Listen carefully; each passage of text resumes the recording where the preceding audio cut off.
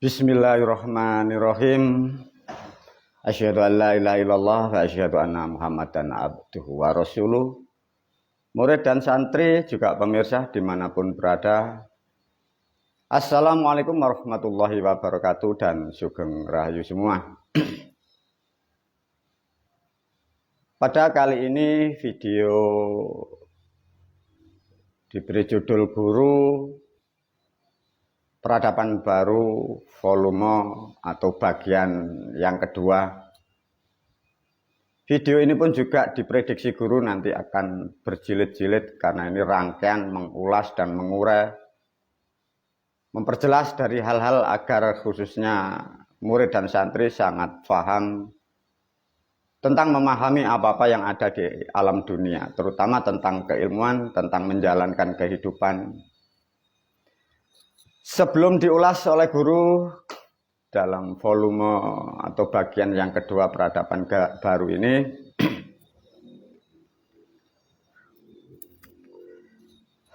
ada yang disampaikan oleh guru yang paling awal satu, karena ini menyebut atau dengan judul suatu bahasa atau yang disebut peradaban. Tatkala bahasa itu mengkaitkan dengan suatu peradaban, artinya ini sangat luas, sangat panjang, sangat lebar, ya, karena ini bahasanya peradaban. Namun dengan adanya judul yang dibuat guru peradaban baru ini, semoga khususnya murid dan santri sangat paham bahwa ada sesuatu yang harus kita rubah, karena selama ini kita pun sudah banyak memahami sesuatu yang kita lakukan, faktanya setelah dikaji dan dipelajari banyak hal yang salah. Para santri dan murid diulas oleh guru yang paling dasar dulu. Dan sebelum video ini berlanjut dan banyak bagian dan volume, maka guru memberi saran atau menasihatkan bagi para pemirsa yang belum memahami apa yang disampaikan melalui video ini, pahami atau lihatlah, kajilah video-video guru sebelum volume ini. Dan guru pun juga menyampaikan, khususnya bagi para pemirsa yang suka berkomentar yang kurang baik, maka guru memberi nasihat atau saran, ya.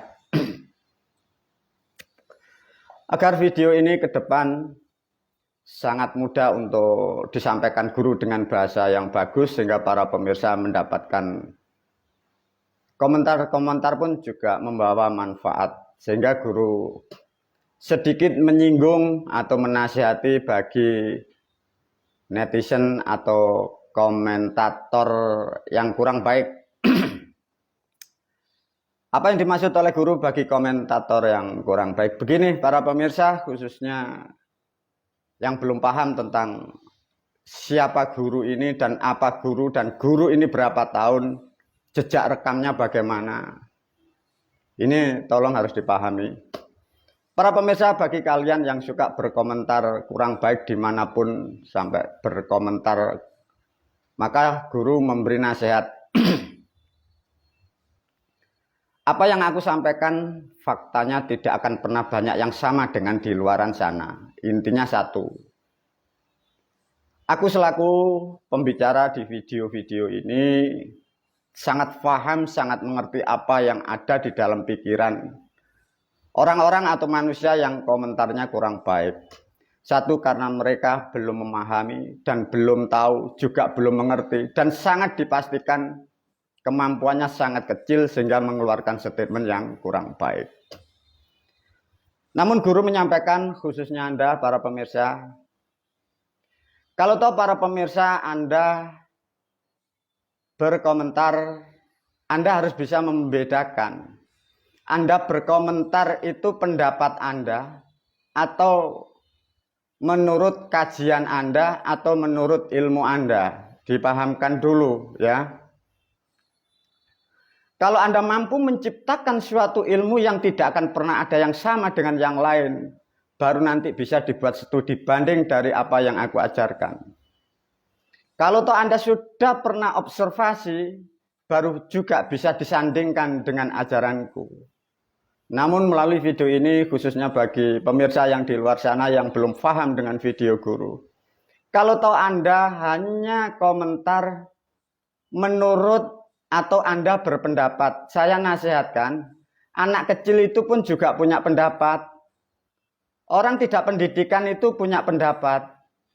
Jadi artinya kalau Anda tidak punya apa-apa dan tidak punya pengalaman dan kemampuan, didengarkan yang baik, artinya begitu. Satu contoh, banyak di YouTube dimanapun di dunia medsos, banyak manusia memberi pendidikan, tapi banyak juga manusia yang mengeluarkan komentar. Melalui video ini para pemirsa, murid dan santri diberi pemahaman tentang komentator yang kurang baik. Satu, tentang video guru, tatkala siapapun Anda berkomentar, satu, siapkan ilmu Anda ya. Yang dimaksud ilmu Anda adalah kajian Anda. Satu, tatkala kajian Anda sudah menjadikan fakta dan dikonsumsi publik menjadikan fakta, itu baru bisa bersanding dengan ilmuku. Dan saya menasihati para pemirsa, kalau Anda hanya copy paste, paham maksudnya? Kalau Anda hanya copy paste, ngambil dari video orang lain, Anda membaca kitab yang ada. Lantas prinsip-prinsip itu kok buat menyangkal, membantah video guru, ajaranku. Saya tertawa dan murid santriku pun juga tertawa. Dan pemirsa yang mengikuti videoku, kalian akan ditertawakan. Mengapa? Kalian komentar yang tidak baik. Kalian itu hanya copy paste. Diajarkan oleh guru. Apa yang aku ajarkan? Aku tidak akan pernah copy paste dimanapun dan kepada siapapun. Karena aku sendiri dan tunggal. Maka yang aku sampaikan tidak akan pernah banyak yang ada di Indonesia. Meskipun sedikit bahasanya hampir sama. Tapi isinya tidak sama. Satu contoh. Para pemirsa di sana-sana sering membuat statement, bahkan kadang kalian membuatkan komentar. Aku bisa memastikan apa yang ada di dalam otak komentator, kalian copy paste. Satu, kalau tidak dari kitab, ya katanya orang. Lantas apa manfaatnya? Anda itu copy paste katanya dari si fulan. Coba. Guru bisa memastikan bagi komentator, ini nasihat ya, juga nasihat bagi pemirsa, jangan suka komentator kalau sudah saya nasihati seperti apapun yang ada di pikiran Anda sehingga membuat komentar dimanapun yang tidak baik. Di dalam pikiran Anda, guru bisa memastikan rata-rata hanya copy paste, paling qala Allah Ta'ala fi kitabihil karim, qala Rasulullah sallallahu rawahul Bukhari, kan begitu. Loh, apa artinya? Itu tulisan orang-orang terdahulu, kalian tidak tahu yang menulis. Lantas itu kok buat menyangkal orang lain. Itu kan kebodohan untuk Anda sendiri bagi komentator. Apa para pemirsa intinya dari sedikit ulasan dari video ini? Artinya para pemirsa, khususnya murid dan santri yang mengikuti videoku, para pemirsa paham bahwa manusia yang komentar-komentar di sana semua hanya suka copy paste. Dia manusia yang tidak punya prinsip, tidak punya ilmu, tidak punya pengalaman, dan tidak pernah menganalisa pun. Itu prinsip satu. Diajarkan lebih dalam tentang psikolog.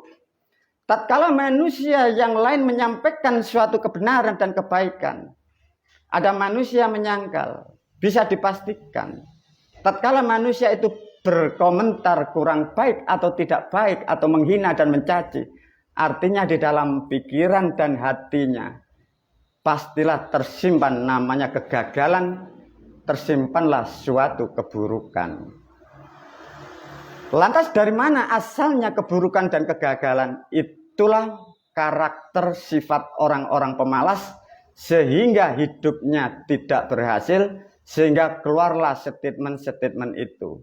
Melalui video ini para pemirsa diajak berpikir sehingga kalian akan mampu membaca siapapun di sana orang-orang yang komentar itu. Tatkala Anda kemarin seperti itu, analisa dirimu bahwa Anda hanya copy paste. Bagaimana kalau kalian hanya katanya dan katanya, lantas kalian buat untuk menyangkal orang? Kalau itu dibawa ke ranah hukum, terus dibawa ranah ke publik, kira-kira bagaimana? Inilah sedikit guru memberi statement agar para pemirsa lebih paham dan lebih cerdas. Dan kalian yang suka berkomentar kurang baik dimanapun, meskipun tidak di video guru, semoga kalian tercerahkan. Semoga Anda membuat kesadaran tentang diri Anda sendiri. Sebelum masuk tentang peradaban volume atau bagian yang kedua, tentang hal-hal seperti ini para pemirsa, tentang komentar yang kurang baik, sedikit guru memberi gambaran bagi para pemirsa yang tidak akan pernah tahu apa yang dilakukan guru sejak muda. Kalau guru melalui video ini memberi tolak ukur ya para pemirsa, murid santri yang baru belum tahu banyak tentang guru, apa yang dilakukan guru, keseharian guru sejak dulu apa. Guru bisa membandingkan, guru bisa mengukur. Jangankan mengukur keilmuan, pengalaman guru atau kecerdasan guru atau hidayah yang diterima guru.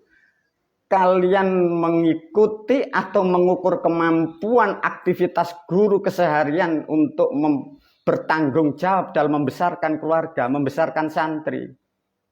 Kalau kalian 10 orang ya coba, 10 orang banding saya 1, guru memastikan kalian pun tak akan pernah mampu.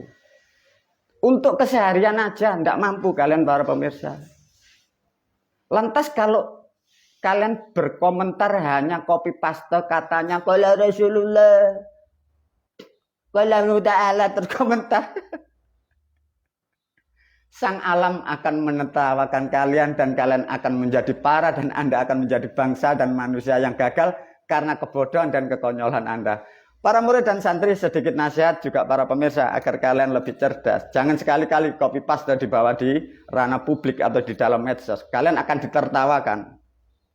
Masuk pada substansi yang dimaksud peradaban.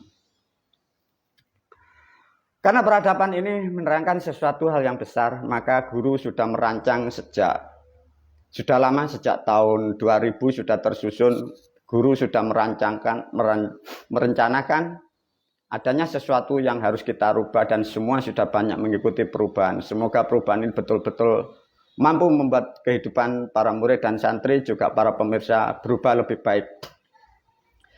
Dari video yang pertama sudah diulas oleh guru, manusia diajak berhayal dan kita pun suka berhayal tentang Tuhan dan kemarin sudah diulas oleh guru. Untuk ulasan video yang pertama diulas lagi agar para pemirsa khususnya murid dan santri sangat paham sehingga memahami kehidupan tidak salah apa yang dimaksud tentang kemarin Tuhan atau apa yang disebut kuasa. Ada lagi bahasa sedikit. Fahami, jangan terjebak dengan hanya bahasa. Karena kita sering memahami tentang yang maha kuasa. Coba. Melalui video ini para murid dan santri juga para pemirsa. Sering kita berhayal. Manusia berdebat berhayal tentang suatu kata yang maha kuasa.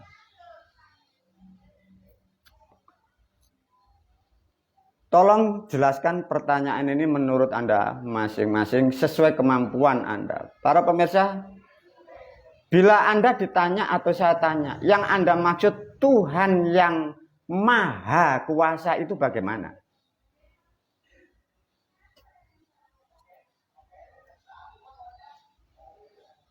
Bagaimana Anda menerangkan kalau ditanya manusia atau ditanya dari aspek hukum? Tuhan yang Anda maksud atau bahasa yang sering kita pakai Tuhan yang maha kuasa. Itu yang bagaimana? Nah, tidak bisa kan? Di alam semesta itu tidak akan pernah ada yang maha. Fahami ini khususnya murid dan santri. Di dunia ini itu hanya suatu bahasa, objek subjeknya yang maha itu tidak ada.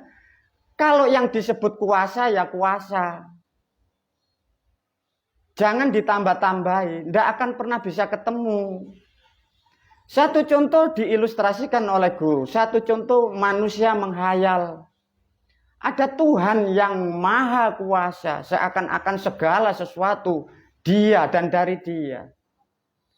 Tuhan menciptakan bumi kalau tidak mempunyai bahan baku dari bumi. Bumi tidak terwujud, bumi tak terbentuk. Manusia menghayal. Tuhan membuat manusia saja masa lampau.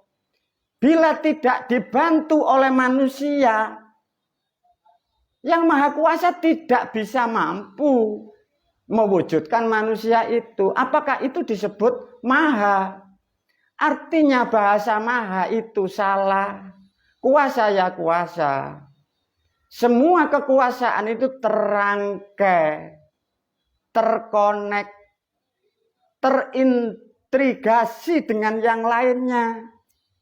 Tidak ada satu yang mutlak tidak bisa. Karena semesta, alam, manusia, semua itu rangkaian. Tidak akan pernah ada yang manusia katakan namanya yang Maha Kuasa. Itu hanya hayalan bahasa, hayalan pikiran manusia yang tak akan pernah bisa diterangkan. Semoga sedikit membantu para pemirsa, khususnya murid dan santri. Jangan suka berhayal tentang yang maha. Satu contoh seperti itu. Membuat apapun, itu kalau tidak punya bakunya, itu tidak bisa.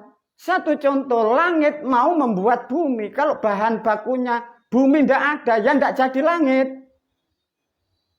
Manusia berhayal ada Tuhan yang Maha Kuasa membuat alam. Kalau tidak punya bahan baku dari alam, ya tidak jadi alam. Pernah berpikir para pemirsa, yang disebut Tuhan itu kalau tidak punya bahan baku, Dia tidak mampu menciptakannya. Sedangkan bahan baku bangsa manusia, bahasa yang dipakai manusia, yang dikonsumsi manusia, yang diatur oleh manusia, semua bahan bakunya dari bumi. Apakah bumi ini bahan bakunya dari langit? Nah, gimana kalau seperti ini? Bumi ini yang kita pijak, apakah bahan bakunya dari langit? Ataukah justru tidak sebaliknya? Yang ada di langit itu bahan bakunya dari bumi. Nah, kalau seperti ini bagaimana? Pernah berpikir seperti itu? Iya, guru, gimana? Ya makanya, jangan suka berhayal. Kembali lagi pada substansi, karena berpikir tentang yang maha, jangan terjebak. Ya, satu. Semua terkonek, semua terhubung, tidak bisa berdiri sendiri. Semua satu dan kesatuan, itulah yang disebut adalah kuasa. Satu.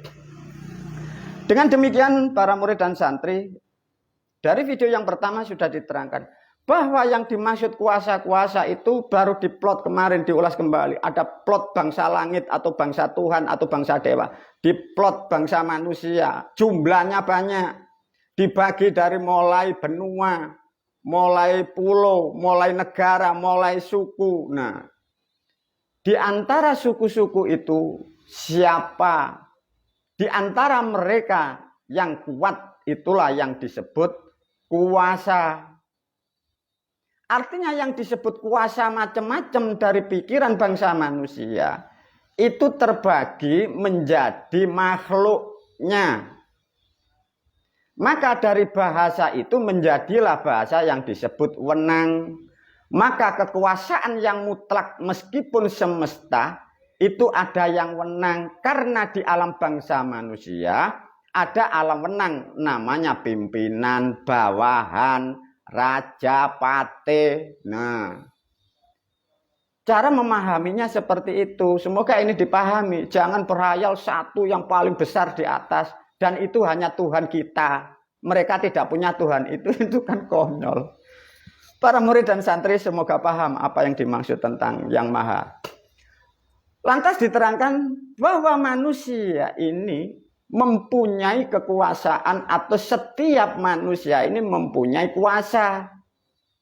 Tapi di antara manusia ada yang lebih kuasa berubah menjadi bahasa mampu. Nah,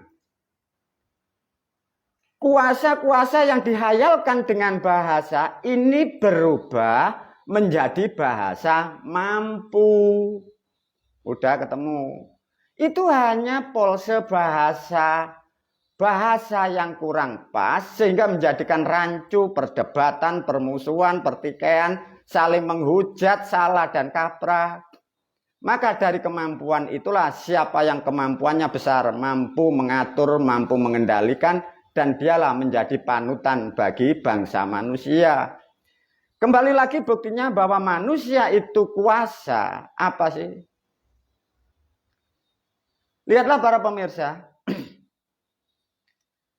Bangsa manusia sekecil apapun, sebodoh apapun, semiskin apapun bangsa manusia, tidak pernah sekolah, tidak berilmu.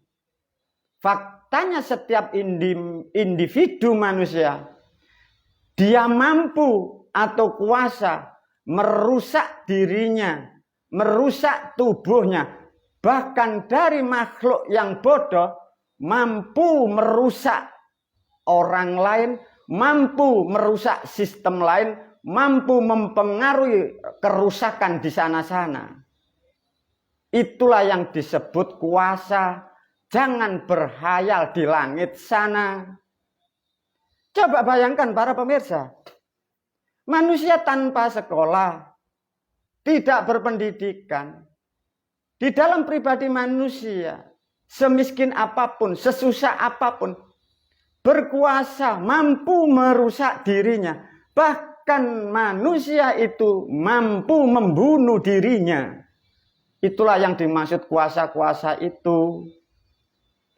Di antara kuasa-kuasa dibagi oleh bangsa manusia, tatkala kekuasaan yang ada di dalam tubuh atau kekuatan manusia, kekuasaan yang digunakan untuk membangun dunia, untuk membangun peradaban, itulah kekuasaan yang mutlak, itulah kekuasaan yang dimaksud, kekuasaan atas nama kebenaran, kekuasaan yang dinaungi semesta, sama mempunyai kekuasaannya. Cuman dari yang satu kekuasaan yang besar, mempengaruhi orang banyak, membuat peradaban kehidupan lebih baik, membuat menciptakan kehidupan yang lebih bahagia. Kehidupan yang kecil, kekuasaan yang kecil, tapi faktanya pun mampu dan kuasa membuat kerusakan. Itulah yang dimaksud kuasa. Tatkala para pemirsa dan santri sudah paham, semoga kalian tidak berhalu dan berhayal tentang yang maha kuasa. Tatkala manusia kita sudah sadar, mengapa kita kok bisa kuasa? Maka baru di situ Anda harus memahami bahwa apa yang ada di dalam tubuh manusia, kita tidak akan pernah sendiri. Maka di dalam tubuh dan pribadi manusia, keputusan yang diambil manusia, kekuatan, itu terkonek dari 5 elemen itu. Dibantu dengan yang lain. Maka ada pemahaman, ada sedulur papat, ada sedulur 5 pancer, ada elemen. Maka artinya kekuasaan apapun bangsa manusia dan semesta itu terkonek, tidak seperti yang Anda hayalkan. Semoga apa yang disampaikan guru, para murid dan santri jangan suka berdebat lagi kalau sudah seperti ini. Sehingga ilusi-ilusi, halu-halu yang berhayal di langit yang di sana-sana sudah tinggalkan hal-hal itu. Lantas bagaimana untuk merubah yang tepat? Tatkala para pemirsa sudah paham seperti itu, semoga sadari bahwa setiap manusia sebodoh apapun kita, meskipun tidak bersekolah, faktanya kita mempunyai kekuatan individu masing-masing. Gunakan kekuatan yang ada di dalam pikiranmu dan tubuhmu. Kuatkan satu, kuatkan jadi manusia yang baik dalam keadaan apapun. Kuatlah jadi manusia yang baik. Kuatkan dirimu, merubah dirimu akan lebih baik. Pandai-pandailah melihat dan mendengar. Jadilah pendengar yang baik. Sehingga dengan perlahan kalian akan jadi makhluk yang lebih baik daripada yang kemarin. Tatkala Anda mampu merubah kehidupanmu dengan perlahan, hukum alam sudah memastikan hari besok dan lusa kehidupanmu lebih baik. Itulah kedamaian dan keberkahan yang dicapai oleh bangsa manusia sesuai kodrat dan kastanya masing-masing. Wabillahi taufiq wal hidayah wa ridho wal inayah. Assalamualaikum warahmatullahi wabarakatuh.